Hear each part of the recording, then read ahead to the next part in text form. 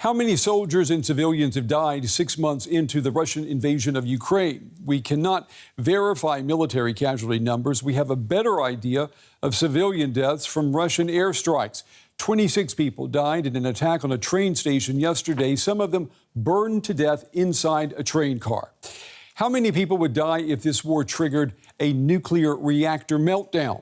Ukrainians, Europeans, and much of the world are pondering that nightmare scenario tonight, and for very good reasons. I'm Brent Goff in Berlin. This is The Day.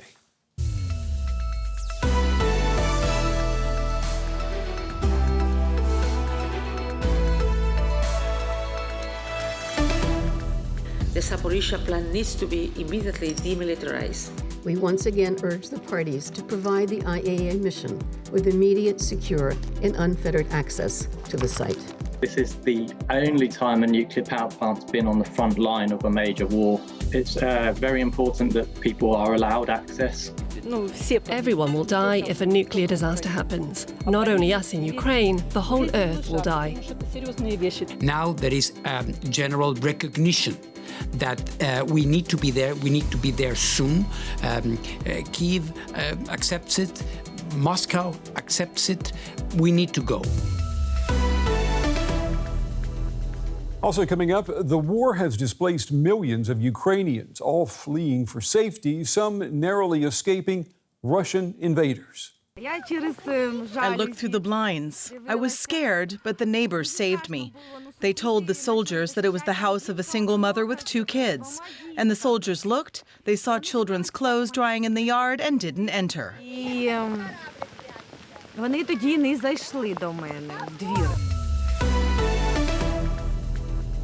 Well, to our viewers watching on PBS in the United States and to all of you around the world, welcome. We begin the day with a nuclear reactor in Ukraine taken offline amid fears that it was on the verge of disaster. The Zaporizhzhia Nuclear Power Plant, Europe's largest, was disconnected briefly from the nation's power grid on Thursday, the first time in its history. Thousands upon thousands of residents in the region lost power. Now, the power plant operator blamed the blackout on Russian shelling that knocked out high-voltage power lines linking the plant to the nation's electricity grid. Russian soldiers, you may recall, took control of the area months ago. The Ukrainian workers at the plant are still there doing their jobs every day, reportedly at gunpoint. But the International Atomic Energy Agency, it has sounded the alarm, demanding inspectors be allowed inside the facility. The IAEA has made it clear that Russia's decision to park weapons and soldiers at a nuclear power plant during a war is a recipe for a radioactive catastrophe. We begin with this report. Before Russia's invasion, the vast Zaporizhzhia nuclear plant supplied around 20% of Ukraine's energy needs. But on Thursday, it was temporarily cut off from the country's power grid entirely. After fires, visible here on satellite imagery, knocked out its last external power line. That forced the facility's last 2 operating reactors to shut down. Ukrainian officials say power has since been restored. 1 reactor is back online and work is reportedly underway to restore the other. Russian forces have been in control of the plant since March, and Ukraine has blamed them for starting the fires. But Russia claims they were sparked by Ukrainian shelling. For weeks now, increased fighting near the plant has raised fears of a nuclear catastrophe. Experts fear that a loss of power would leave the facility forced to rely on emergency backup generators to cool its reactors. The head of the UN's nuclear watchdog told French broadcaster France 24 he's planning to visit. I think now there is general recognition that we need to be there. We need to be there soon. Kyiv accepts it. Moscow accepts it. We need to go, and we are going to be there, hopefully very, very soon. The UN and world leaders have called for the creation of a demilitarized zone surrounding the plant to avert disaster. But Russia has rejected that proposal. Nuclear security on the front line of a war. I'm now joined by Ross Peel. He works on nuclear security and safety, including the role of nuclear power plants in times of military conflicts at King's College in London. It's good to have you back on the program with us. I mean, it's is insane to have a war going on and to have a nuclear reactor in the middle of a battlefield. But talk to me about the specifics of how dangerous this situation is right now. Right now, the situation is very concerning. We haven't yet seen a situation before like this where a nuclear power plant has been on the front lines of an ongoing conflict zone. And whilst there have been examples in the past of long-range military bombing from aircraft of nuclear reactors, often in the Middle East, we've not seen this ongoing fighting on the ground in the vicinity. If this continues, then it could lead to some of those situations that we've just been hearing about from your correspondent regarding fuel melting and the potential for an escape of radioactive material into the environment. Yeah, and Russ, nuclear power plants, they're just that. They're power plants. They are not built to withstand shelling or missile attacks that we see in a war. So this is a situation that there's no handbook or guidebook, is there? No, we are certainly off the previous experience here. Normally, power plants are designed to withstand a certain amount of damage. For instance, in the wake of the 9/11 attacks, it was brought to light that many of them are designed to withstand the strike from an aircraft. But an aircraft is not designed specifically to penetrate through layers of concrete to attack a nuclear reactor, for instance, or a bunker or what have you.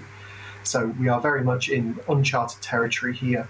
I would agree, certainly, though, that a concerted attack with shells or missiles could, if deliberately targeted, penetrate through these containment buildings and damage the reactors within. And that would be the worst case scenario, right? If we had a rocket that would hit one of these reactors head on, we're talking about an instant meltdown possibility, aren't we? We're talking about that possibility, yes. We're also talking about an explosion that causes the release of radioactive material into the atmosphere. And it's not just from the reactors, unfortunately, either. There are large pools outside of those reactors, the same as that there are at many, many nuclear power plants, containing used nuclear fuel that remains very hot and very radioactive for several years after being removed from the reactor. This doesn't have all the same protections, so if these outdoor uncovered pools of water were to be hit, it could lead to the removal of that water and therefore the exposure of the radioactive material to the environment in the same way. And we really can't verify what is going on inside the power plant. We understand that the Ukrainian workers are still doing their jobs. We understand they're doing it at gunpoint by Russian soldiers. That makes then the demand by the IAEA that inspectors be allowed inside the plant even more critical, doesn't it? It's extremely critical that the IAEA is given access to the plant as soon as possible. The workers are doing an absolutely unbelievable job under the worst possible conditions that one can imagine, and to interfere with a nuclear worker going about their duty maintaining the safety of a power plant is inexcusable under normal circumstances. The IAEA needs to get in there. My concern, though, is that when the IAEA's visit is scheduled, be that in 2 weeks or whenever, there will be steps taken to remove some of the evidence of what has been going on at the power plant ahead of time. Ross Peel, as always, we appreciate your time and your insights, helping us to understand the dangers of a nuclear power plant in the middle of a battlefield. Thank you. Thank you.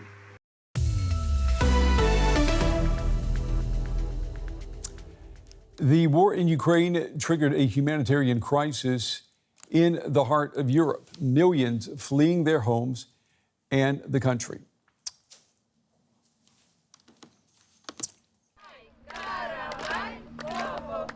Jarek is 11 years old today. It's a birthday like no other before. I wish you health, happiness and a peaceful sky above your head. I wish you that everything will be fine and that you can go home soon. This is a summer camp for kids and families who have lost their home. Refugees from embattled or occupied areas. Jarek and his mother fled Kherson, which is occupied by the Russians. The Russians were standing there with tanks, and next to the tanks were people unable to live. And then they took these people away. Unable to live, his code word for bodies. In just a few weeks, many of these kids have seen more than most people in a lifetime. Yarek's dad is a soldier in the Ukrainian army. His mother decided to flee when the Russians started looking for the families of Ukrainian soldiers. I looked through the blinds. I was scared, but the neighbors saved me. They told the soldiers that it was the house of a single mother with 2 kids. And the soldiers looked, they saw children's clothes drying in the yard and didn't enter.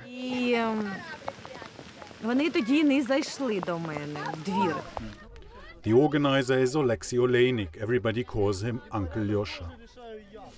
He wanted to create a space of solace, if only temporary. But the war is always close. He remembers a 7-year-old girl named Masha who asked him to bring her friend. The camp was full, so he told her the friend could come 2 weeks later. And one day she was sitting there in the hammock, crying. I approached her and asked, "What's wrong?" And she said,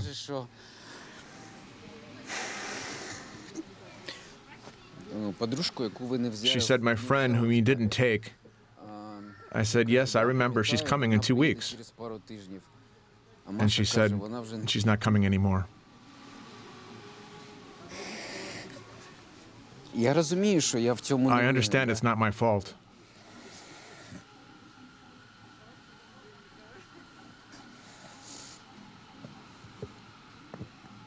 But she would still be alive.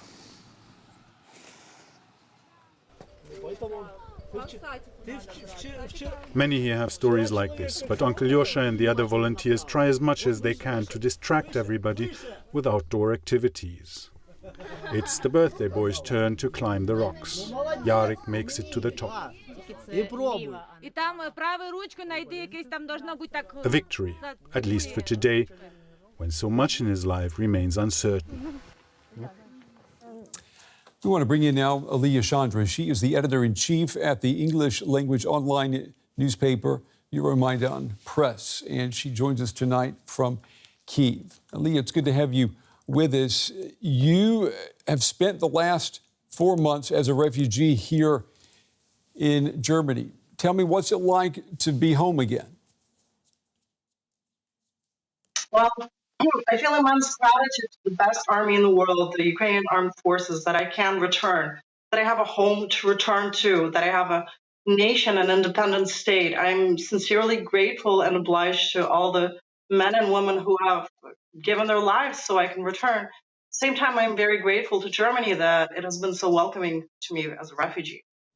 What would you say changed for you that allowed you to consider that it was safe enough to go back to Ukraine? I think that in the large picture, there will be a risk of missile strikes all throughout the war, but it will be quite small. So it's either, like living outside of the country for the whole war or trying to adapt. And this is what I chose. And maybe if you could explain that to people who have not gone through what you and millions of other Ukrainians are going through. How do you come to terms with living in a country that maybe seems normal, at least the veneer, but knowing that at any moment you could be targeted with a Russian missile?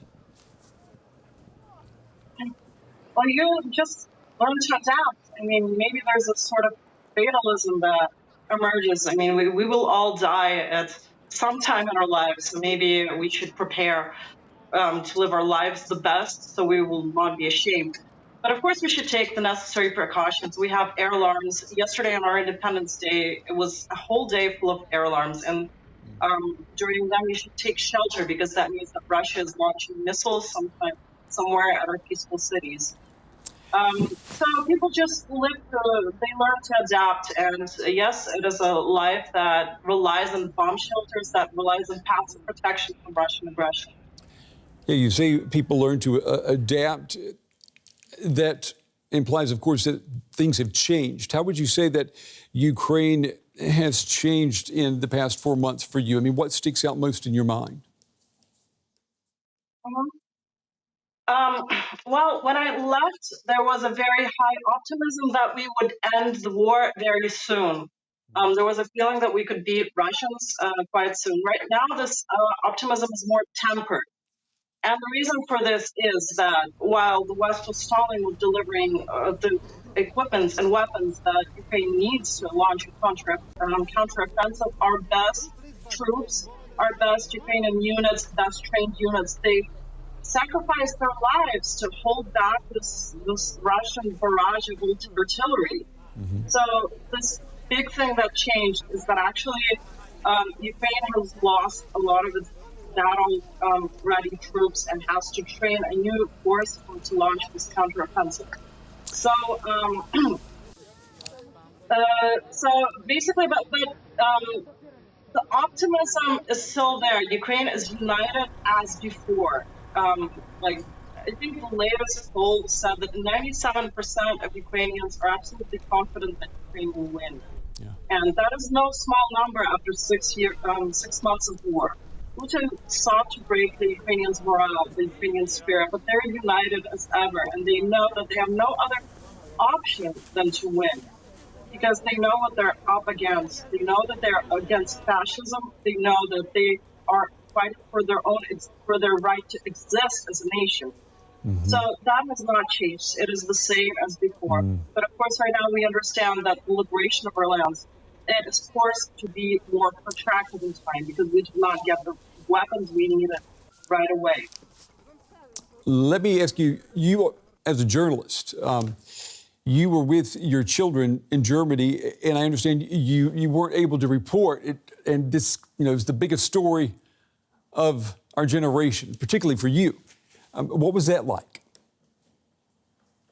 Well, you mentioned I never left for minutes. I was present every waking minute of my day, whenever I could. I was present with Ukraine and delivering news from my news outlet, reliable English language news for the world to hear. But of course, it was excruciating not being here, not seeing it with my own eyes, not reporting the stories on the ground. That was extremely painful. And many parents who are journalists are in a situation like me. It's very difficult for them, of course. But, more difficult for me was actually to experience how this war that is so urgent here in Ukraine, how this urgency is not felt in Europe, how it still feels like somebody else's war that's far away. Well, here we're actually protecting with our own blood freedom of Ukraine and Europe. We're protecting Europe from fascism, from full-blown fascism. And actually, I was very surprised that Germany, which should know from its recent history, that fascism must be stopped when it can. It was very difficult being in a reality where people were not feeling the urgency of this war. We're not feeling the tragedy of the mounting tragedy of Ukrainian losses, of Ukrainian grief, and Ukrainian anger at these atrocities. Aliyah Chandra, the editor-in-chief of the English language online newspaper Euromaidan Press. Aliyah, we appreciate you sharing your time, your insights, and your personal stories, too. We wish you all the best. Thank you. Thank you.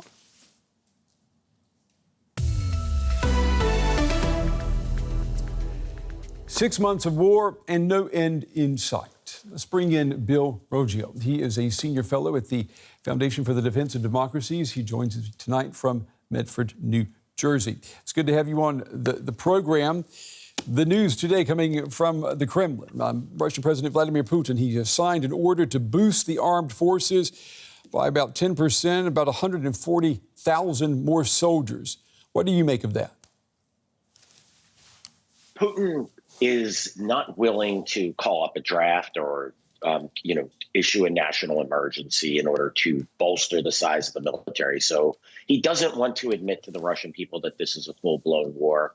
So what he is doing is issuing just a normal or a peacetime type expansion of the military. This won't get him troops to the front fast, but over time will increase the size of the Russian military and allow it to put more resources to Ukraine. I think what this tells us is that Putin is in this fight for the long haul. He doesn't see this as being a quick victory, that he is increasing the size of the Russian military in order to continue this fight. And you don't think that maybe this could be raising suspicions among the public that maybe this special operation is not going so well? I mean, he is asking Russian mothers and fathers, send me more of your sons. I think that the time for that to have an impact on Putin and his war effort in Ukraine has long passed. The Russian people, if they were concerned that they, overly concerned that they're losing too many of their sons fighting in Ukraine, I think it probably is being evened out. There's high support in Russia for the war. And this is being evened out by things like the sanctions that are hitting the Russian people. That's had an opposite effect. Instead of causing a quick collapse of the Russian regime and ending the war, what it's done, it's had a rallying effect. We spoke to you, as I recall, just as Russia had abandoned its assault on Kyiv and was refocusing on the east of the Donbass. You were skeptical back then of claims that was the symptom of Russian weakness. I mean, how do you see the situation now? The Russians did take a significant ground in the Donbass, and right now it's being described as a stalemate. I would say that's largely true. The Russians, though, they're having a grinding advance. They're taking a very little territory, but it is advancing slowly. They're coming up upon those cities, such as Slovyansk in the western part of the Donbass. This is what I kind of expected after the failure in Kyiv. The Russians, they're going to grind this one out, and that's what I'm seeing them doing. In the south, I am skeptical of Ukrainian offensives. They've had very limited success over time, and the Russians are reinforcing there. But I think what we've seen is this situation sort of settle out on all of the fronts at this point in time. And also yesterday we heard the United States sending $3 billion worth of weapons in addition to what's already been sent. There was also a Reuters poll yesterday saying that a slim majority of Americans, 53%, agree that the United States should continue to support Kyiv until Russia withdraws its forces. How solid is that backing? That I would be very concerned if I was President Biden or American policymakers supporting the Ukrainian government. Keep in mind that it took less than a year for American politicians to turn on the Iraq war, and I would say about 3 to 4 years in the war in Afghanistan. So particularly if we're not going to see a Ukrainian victory here, that's what it was being sold at the very beginning, the defeat of Russia, Ukraine retaking territory. But as gas prices remain high, because partially, and this is what when President Biden said blames Russia for the high gas prices, it didn't have the effect that he wanted. He thought it would rally the American people. But what it may do, things like and also support in Europe, right, with the high fuel prices and energy prices, this can have an opposite effect of wanting people to get out of this war. So I would be very concerned about those numbers. Yeah, and we know the United States bearing by far the biggest burden of supporting Ukraine. We've also seen this when it comes to NATO defense spending. How sustainable is that? And let's just talk about attention again. If there were to be a major conflict with China regarding Taiwan, and it would demand the U.S.'s attention, would that just completely vaporize popular support for supporting Ukraine, in your opinion? It would. I mean, look, this is a president that ran on ending the endless wars, right?